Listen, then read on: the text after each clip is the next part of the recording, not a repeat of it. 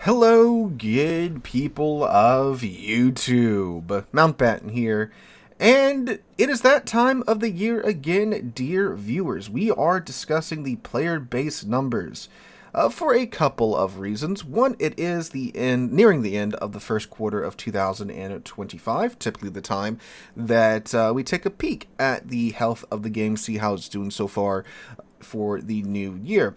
Two, a lot of you guys have been commentating in the comments section with comments such as, Sealord, have you seen the latest player numbers? Looks like everyone's leaving Warships for Lesta. We're losing so many players on the North American and the EU server while Lesta's client is growing. So forth and so on. I've seen a lot of comments like that over the past couple of days. No doubt spurred on by the fact that Wargaming has been making some decisions here recently that many players aren't exceptionally comfortable with, shall we say, with things like the experimental ships. I mean, yesterday's video we were talking about the Vajazma and how nuts it is, and combat instructions. We're getting in line of Soviet submarines, and, so forth and so on. Even though, in my opinion, we've been getting quite a bit more good news here recently than bad news, with, like, the Wishing Wharf event being pulled, and apparently you will be able to just buy the Plymouth outright instead of having to gamble for it in the Wishing Wharf event, and how Wargaming is still working on the CVD rework, trying to address some of our biggest concerns. But, of course, it's always good news with bad news when it comes to, anything really, because half the people are going to love it, half the people are going to hate it. That's just how life is. But anyway, yes, the player numbers. We will be taking a look at these here real shortly from the North American server, the EU server, Lesta's client, and from the Steam charts as per usual. Now, when I said it's that time of the year, there was a bit of a second meaning behind that phrase. So, when it comes to the player base numbers, the player numbers for World Warships, if you are new to looking into them, there's a certain pattern with the player base. Typically in the winter months, like specifically getting into late October, early November, you start to see a rise in player numbers in World Warships for a couple of reasons. One, it's the winter months. Most people are staying home, school's in session, colleges in session, people aren't going out and about in their day-to-day lives, so they're staying home, they're playing games, and one of those games seems to be World of Warships. So typically in late October, early November, you start to see a bit of a rise in the player base numbers that usually peaks somewhere in late December, early January, and then from there you start to see a decrease in the numbers from January, February through March into, like mid-ish, late-ish March, and they tend to stabilize and stay kind of on the low end again until, let's say like June-ish, where you get another little dip because it's the summer, people are out of, school, college, they're taking vacations with their families, and you tend to get the lowest amount of players on the game in June, July-ish, and then the cycle repeats itself yet again, and, start to see that rise in late October, early November, and life goes on. So, that's the general trend of player numbers for the game, and you can typically see this happening across all servers and across the Steam charts as well for the numbers. Now, Wargaming, of course, capitalizes on this and kind of, dumps high-octane gas on that fire by having a string of events in these months too, which tends to draw in even more players. That's why you see these massive peaks during these months. There's no coincidence behind the Black Friday event running right up next to the Santa Container event, and then also in there as well in September, where you get a pretty good peak too. And I guess I should have really said it starts kind of in late September. You have the game's anniversary event tossed in there as well. So you start to see this rise in players in that general time frame because you have the anniversary event, you have the Black Friday event, you have the Santa Container event running during those months. And again, that's when you see the highest numbers on the game. Now, we are in the time of the year where typically the player base does start to decline, and that's a normal ebb and flow of the player base numbers. So with that being said, let's go ahead and take a look at the numbers, starting out with the North American server, my home. So as you can see here, We actually had a very strong winner this year in World Warships, with the peak of the North American server actually beating last winter's numbers, peaking out north of 13-ish thousand players and touching 15,000 players on at one time. Now keep in mind, these numbers are concurrent players on the game. So this isn't like total number of players, this is just total amount of players in game at one time. So there's more people playing the game than what's shown here. This is just the highest number of players on the game at any one time. So it peaks out right around 15,000-ish players in late December, early January. Again, beating out last year and tying with winter of 2023. That's pretty good, and as you can see, those numbers are maintained for quite some time until we get to the end of February, beginning of March, where we see this big crash back down to, which is admittedly above the server average of about 9-ish thousand players in late February going into early March. So, again, a high winter. But again, the crash that we were expecting to see with, moving into March. So actually, again, we had a really good winter quarter this year for the North American server. And you can see a very similar results over here on the European server, which is the steadiest and largest server for World of Warships.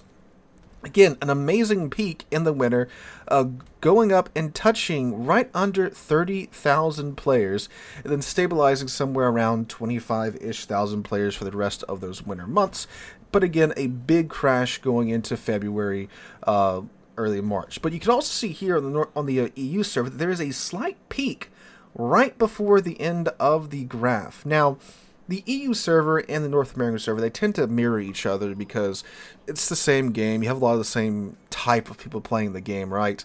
So typically whatever happens on one server will happen on the other server, just, at that server scale. So there's a very good chance that North America is probably seeing a peak like that too. It's just not showing up on the graph just yet. But again, we'll see moving on to the future. So, truth be told, there's nothing really too unexpected here on these two servers, because this is what tends to happen with how the game fluctuates. Now again, the crash is particularly hard this year, but not exactly unheard of when it comes to how the game ebbs and flows. But what is surprising is when you pull up Lesta's numbers, and this is where a lot of the talk has been about. So you can take a look here at this graph, and you notice that for the most part has a pretty similar ebb and flow as the North American and the EU servers for World of Warships. Now, Mir Corably, which is TLDR, Lesta's version of the game after the split from Wargaming, something is happening here that is most unusual. You see that rather than having a dip from their winter months, instead, they're having growth, which is most intriguing. You see, they are now spiking right above around-ish 15,000 players on average, which is really impressive considering that there's only two countries that can well, we'll get to that in a second, but, this is usually just Russians and Belarusians playing Mir Corably. So, it's like, oh, well, that's interesting. So you see the dip in the North American and the EU numbers. You see the growth in the Lesta numbers. And it's like, oh, well, clearly players are leaving en masse for Lesta's version of the game, for Mir Corably. Well, while I'm sure that's true that a lot of people are checking the game out right now, I am. Most of the other content creators for World Warships have been checking out Lesta's version of the game, and no doubt their audiences are also checking out Lesta's version of the game, Mir Corably. It's, I'm not really sure there's that many of them that have full-on abandoned World Warships for Mir Corably. Well, yes, I am sure that that is contributing to this growth. No doubt about that. Would I say at least that that's where these players are going? I mean, you take a cursory look at the charts, and it's like, oh yeah, well, there's this huge dip in North America, there's this huge dip in the EU server, there's this pretty big growth in Mere Crably. So surely they are, leaving Warships for Mere Crably. Well, let's think about that for a second. Mere Crably is based out of Russia. Lesta is based out of St. Petersburg. That's where the studio is at. And, well, if you are unaware, there are certain sanctions on Russia at the moment.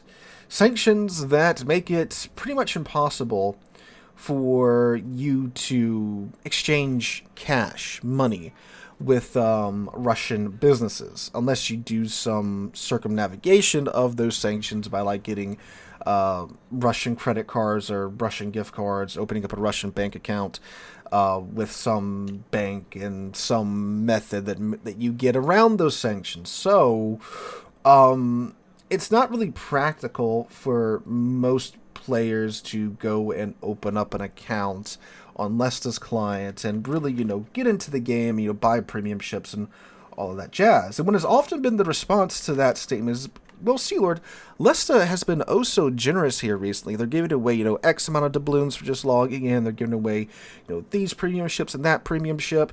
And sure enough, when I hopped onto Mere Crably for a bit, I did get a premium ship and I did get a fair amount of doubloons. I was like, oh yeah, this is kind of nice. But then, think about that. They are giving away a lot of doubloons. They are giving away a lot of premium ships. And they're doing this fairly often. Now, Wargaming, for World Warships, they are too quite generous if you actually really look at it in terms of what you get. I mean, you can get all these ships for coal that are free. They do give away a fair amount of doubloons for a free-to-play game. If you look at other free-to-play games, most are a little bit more tight with giving away stuff like that. And like the anniversary event, the Santa Container event, you can get a lot of free stuff by just playing the game. It's why so many people play the game when those events are running during those months.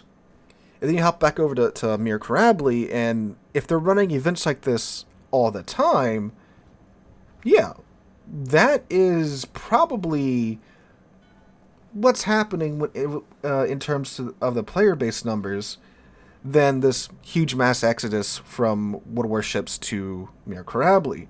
Because if they're running these events all the time, like what I'm being told, yeah, no doubt people are going to play that more when they're just giving stuff away left, right, and center. So that probably has a bigger hand in the surge in player numbers on Mere Crably than people being dissatisfied with World Warships, deciding to drop their accounts with hundreds of ships on them and go start all over again on Mere Crably. Now, to be clear, I'm not saying the surge in players in Mere Crably is merely because, and solely I should say, because of their generosity. I'm sure there are some players that have jumped ship from World Warships to Mere Crably, but I just can't see thousands of players abandoning their accounts on World Warships with, hundreds of ships, with, in some cases, tens of thousands of dollars sunk into their accounts to go play a slightly different version of the game, which has its own problems. There's super submarines in Mere Crably. There's a whole hell of a lot more super ships in that game as well. And of course, we have the pay-to-win signal flags in that game too. Like, Mere Crably is not some promised land where all the issues of World Warships has been, fixed. They have their own issues. Yes, some stuff is better. The game visually looks better. The HUD looks better. You can go check out my video on it. There are some things that they're doing that I do like. But, I mean, like, it's hard to fully embrace a game when you can't, buy anything from it without circumnavigating sanctions that are in place because, well, Russia invaded Ukraine. What's really funny, too, in my mind is that it's such 180 when it comes to some players, because the thing that happens every time when we have to talk about the player-based numbers is that there's a group of players, or maybe they're not even players anymore, they're just commentators that love to crap all over wargaming. Now, before I say what I'm about to say, I know some people are going to, run with it anyway, but I'm obviously no, wargaming fanboy. You can just literally just take a cursory glance of the God knows how many thousands of videos I've uploaded on this channel, and how many of them, are critical of wargaming. You will have no problem finding that here on this channel, right? Wargaming does stuff that I don't agree with. They do it all the time. I just really like Warships. They have a really nice balance here, a really nice grasp of naval combat in an enjoyable and consumer-friendly gameplay style, meaning that, it's easy to play. It's not like a full-on simulator where, it would be really boring. That's what I mean when I say consumer-friendly, right? You don't have to sit here for hours playing one match, I really like what they have here, the formula with Warships. But yeah, wargaming's goofed up. They've made lots of mistakes, and I've been a very vocal critic of them. However, there are some players that just love to crap all over them for no reason. And you can see this, like, when Russia invaded Ukraine. So many people went after myself and others that make content on this game because we were supporting the Russian war machine. And that was something that was just everywhere when wargaming was being quiet about the war in Ukraine. And then when they decided to leave Russia, it was this great thing. You're like, oh, look, they've actually done something good. They're leaving Russia. They do have a soul, right? But now, apparently, all that's just out the window because Lesta is the promised land, right? Mir Karabi is this place where, it's a perfect game. All the problems of wargaming have been washed away. And, oh, look, it really was wargaming causing all the problems and not Lesta. It's just so funny, the 180 that some of these people have taken on Lesta, who was running the show. They were the guys running Warships back in the day when Wargaming owned that studio. But now, because it's not wargaming and these commentators have someone else to point to, it's just so funny what's happened with that when, again, it was such an evil thing that wargaming was doing, being based out of Russia for Warships, and now I guess it doesn't matter because Lesta's running it and not wargaming, right? So what I'm saying here is that, sure, there are players going over to the Lesta client, and sure, we do have a pretty big decrease in players on the North American and EU servers, and probably the Asian server as well. You can see that in the Steam charts too. Again, very strong winter with a pretty harsh drop-off in February, March-ish. But I doubt that you have thousands of players, again, dropping their accounts with hundreds of ships, with thousands, if not tens of thousands, or hundreds of dollars going over to Lesta's version of the game. That's the other thing, too. Even though you might have a good chunk of players leaving Warships and going to Lesta, you don't have, I doubt very seriously, I should say, you have the whales leaving.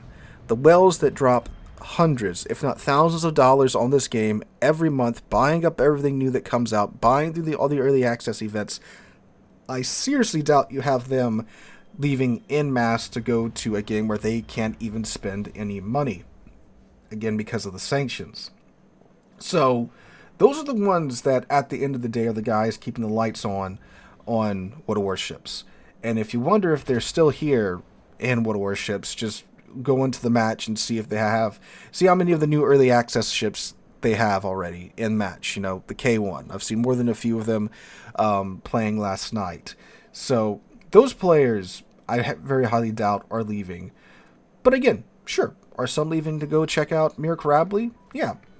What's very likely happening, too, is that players have accounts on both versions of the game, right? But again, it matters if you log in every day, right? So we'll see what happens with these numbers. I think it's been a little bit overblown, some of the comments that I've been seeing about the situation with the player-based numbers at the moment. You know what? Time will again tell. We'll check in again at the end of the second quarter, toward the end of the second quarter, and see what these numbers look like for North American server, the EU server, and Mir Karabi. So, guys, let me know what you guys think about this in the comments down below. Hope you guys have a wonderful Saturday, wonderful rest of your weekend. Hope to catch you guys in the next one.